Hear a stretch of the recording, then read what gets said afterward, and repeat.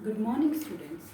Last video में हमने study किया एग्रीगेट डिमांड क्या होती है, एग्रीगेट सप्लाई क्या होती है। अगर हम बात करें एग्रीगेट डिमांड की तो total expenditure plan by the people on the purchase of goods and services during an accounting year.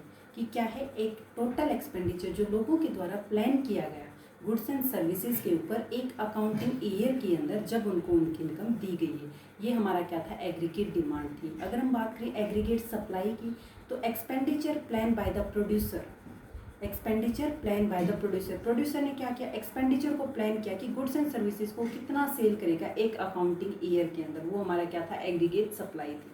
अब हम बात करेंगे एग्रीगेट सप्लाई शेड्यूल के बारे में। जब बात शेड्यूल की आती है इसका मतलब क्या है, टेबुलर प्रेजेंटेशन, टेबल की फॉर्म में प्रेजेंट करेंगे। तो अगर हम जब हमारे पास सामने बात आती है शेड्यूल की तो हम टेबल के बारे में बात करते हैं, और जब कर्व की बात आती है, जब हम ग्राफिक प्रेजेंटेशन की बात करते हैं, तो हम यहाँ बात करेंगे एग्रीगेट सप्लाई शेड्यूल के बारे में। एग्रीगेट सप्लाई शेड्यूल क्या है, अ table showing behaviour of aggregate supply and income. एक ऐसी टेबल जो हमें क्या दिखाती है, एग्रीगेट सप्लाई को शो करेगी जब हमें क्या दी गई है, हमारी इनकम दी गई है कि किस इनकम के लेवल के ऊपर हमारी एग्रीगेट सप्लाई कितनी है। देखिए इस डायग्राम में, देखिए ये हमें क्या गया, एग्रीगेट सप्लाई दी गई है, ये हमारी इनकम है, ये हमारी क्या है, कर्व है, ये हमें क्या दिखाती है, ये क्या है, 45 डिग्री के ऊपर है हमारी इनकम है, वो इक्वल है एग्रीगेट सप्लाई की। इससे क्या प्रूव होता है कि S aggregate supply and Y are equal, की एग्रीगेट सप्लाई और इनकम दोनों क्या है, इक्वल है 45 डिग्री के एंगल पे। मीन्स ये दोनों क्या है, इनकम और एग्रीगेट सप्लाई दोनों इक्वल है। There aggregate supply is equal to 5 degree from origin. जो एग्रीगेट सप्लाई है वो ओरिजिन से किस डिग्री के ऊपर है, 45 डिग्री के, और टोटल हमारा कितना होता है 90 डिग्री का, तो 45 डिग्री के ऊपर हमारी क्या है, एग्रीगेट सप्लाई है। It possible only in those economies, और ये सिचुएशन कौन सी इकोनॉमीज में पॉसिबल होगी, सिर्फ उन्हीं इकोनॉमीज में पॉसिबल होती है where there is excessive capacity, जहाँ पे क्या होती है, उनकी पूरी क्षमता होती है कि जितने भी डिमांड की जाती है उसको फुलफिल करने की।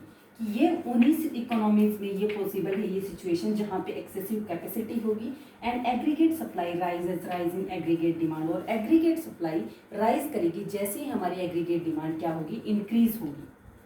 समझ में आया कि ये पॉसिबल कहाँ है, ये सिचुएशन उन इकोनॉमीज में जहाँ पे क्या है, एक्सेसिव कैपेसिटी है और हमारी एग्रीगेट सप्लाई अगर राइज करती है, कब राइज करेगी, जब हमारी क्या करेगी, एग्रीगेट डिमांड राइज करेगी। उसके बाद हम बात करेंगे कंजप्शन फंक्शन की। कंजप्शन फंक्शन क्या है, important component of aggregate demand. ये क्या है, एग्रीगेट डिमांड का इंपॉर्टेंट कंपोनेंट्स है, डायरेक्टली रिलेटेड टू इनकम। ये किससे रिलेटेड है, डायरेक्टली हमारी इनकम से रिलेटेड है। हाई इनकम, इसका मतलब क्या, अगर हमारी इनकम हाई होगी तो हमारा कंजप्शन भी ज़्यादा करेंगे, अगर हमारी इनकम कम होगी तो हम कंजप्शन कम करेंगे। लेकिन ये नहीं है कि अगर हमारी इनकम जनरेट नहीं हुई तो हम कंजप्शन को बंद कर देंगे। हम कंजप्शन को बंद नहीं कर सकते क्योंकि हमें नेसेसरी चीज़ें जरूरी होती हैं, इसलिए अगर हमारी इनकम जीरो होती है तो हम कुछ ना कुछ तो कंज्यूम करते हैं। तो इसमें बताया गया है कि जैसे ही हमारी क्या होगी, इनकम इंक्रीज होगी तो हम कंजप्शन को भी इंक्रीज करेंगे। उसके बाद है functional relationship between C and Y, functional relationship between consumption and income. जब हमारे कंजप्शन और इनकम के बीच में फंक्शनल रिलेशनशिप होता है तो उसको हम क्या बोलते हैं, कंजप्शन फंक्शन। कंजप्शन फंक्शन किसको बोला जाता है, जब फंक्शनल रिलेशनशिप होगा किसके बीच में, कंजप्शन और इनकम के बीच में, तो उसको क्या बोला जाता है, कंजप्शन फंक्शन बोला जाता है। अगर हम इसको डायग्राम की फॉर्म में देखें, ये देखिए हमने 45 डिग्री पे क्या ड्रॉ किया था, income is equal to aggregate supply. तो यहाँ पे क्या है, ओरिजिन से स्टार्ट करते हैं, ये हमारी क्या हो गई, इनकम हो गई, और हमारा कंजप्शन क्या करेंगे, हम थोड़ा ऊपर से स्टार्ट करेंगे। क्यों किया हमने ऊपर से स्टार्ट, कि जब हमारी इनकम जीरो है तो भी हम कुछ ना कुछ तो कंज्यूम कर रहे हैं, इसलिए हमारे कंजप्शन को हम ओरिजिन से स्टार्ट नहीं कर सकते। कि जब हमारी इनकम जीरो है तो भी हम नेसेसरी चीज़ों को कंज्यूम कर रहे हैं, इसलिए हमारा कंजप्शन क्या होगा, ओरिजिन से थोड़ा ऊपर से स्टार्ट होगा। तो इसके अकॉर्डिंग क्या है कि consumption is minimum when income is zero, कि जब हमारी इनकम जीरो है तो कंजप्शन कुछ ना कुछ तो हम कंज्यूम करेंगे, इसलिए हमारा कंजप्शन क्या होगा, मिनिमम होगा। कंजप्शन कम से कम होगा जब हमारी इनकम क्या है, जीरो है, और इसको हम क्या बोलते हैं, ऑटोनोमस कंजप्शन। क्या बोला जाता है, ऑटोनोमस कंजप्शन बोला जाता है।